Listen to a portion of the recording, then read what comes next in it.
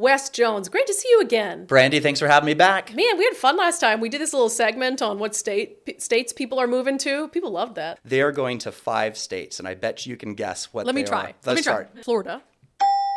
Texas. Oh, okay, I got 2. Oh, the other 2 one's for hard. 2. Arizona.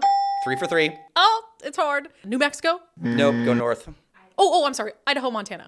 Yep, you got them. Oh, okay. I forgot about them for a second. Those still continue to be the states that we are moving towards, or that people are moving to. Yeah, and there's a lot of reasons for that, like we talked about. Political, but also where's my money going to go for? What's the weather like? 100%. It's not all politics. It's quality of life. And for some people, that's politics. For some people, that's the weather. Sometimes my dream thing is I go and I daydream by looking at houses in Texas that are like $400,000 and they're 5,000 square foot mansions.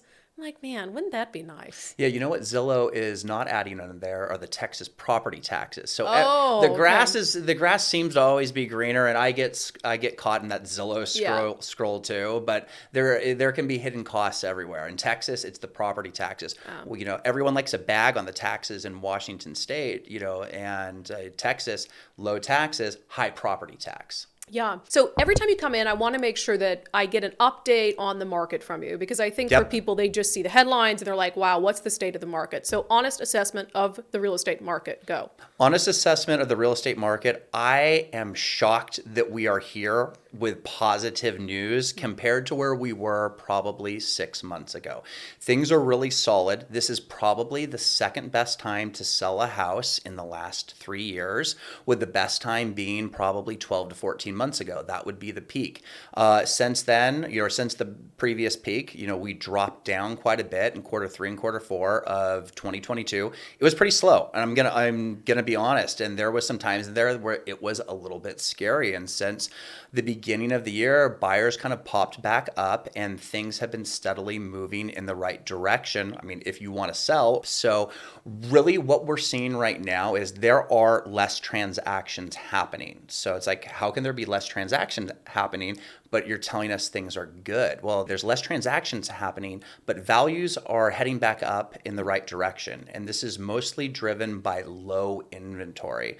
So I am tracking King County, Pierce County, and Snohomish County really heavily. And we're at 1.2 to 1.7 months supply of inventory. To your average person, that means absolutely nothing. Yeah. So I'll break that down. So let's just take the average there, 1.5. So 1.5 months supply of inventory means that if no new listings hit the market in 1.5 months, there would be nothing. There would be nothing out there. So what they consider a balanced market to be is about 5 months supply of inventory. So we're not even at a balance. Like, we are sub 2 months supply of inventory in the 3 largest counties. And that is what continues to drive the market. There's a number of reasons for the lack of inventory. Number one, we haven't built enough houses over the last 12 years. But secondly, in my opinion, interest rates have nearly doubled in the last 12 months. And what I'm finding is that people or homeowners are probably more in love with their interest rate than they are their home themselves. So they've got to have a compelling reason to move, to give up that 3% interest rate and jump into something that's going to be more like 6 or 7%.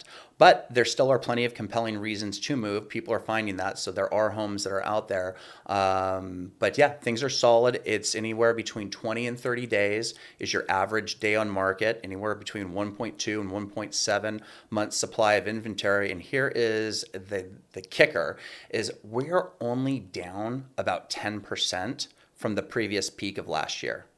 Whereas there was times at the end of quarter 4 where we might have been down by 20 to 25%. Down in what? The inventory? No, I'm sorry. Down in purchase price. Oh, wow. Okay. Yeah, average pricing. So we've gained back about 10% in purchase price in this year alone.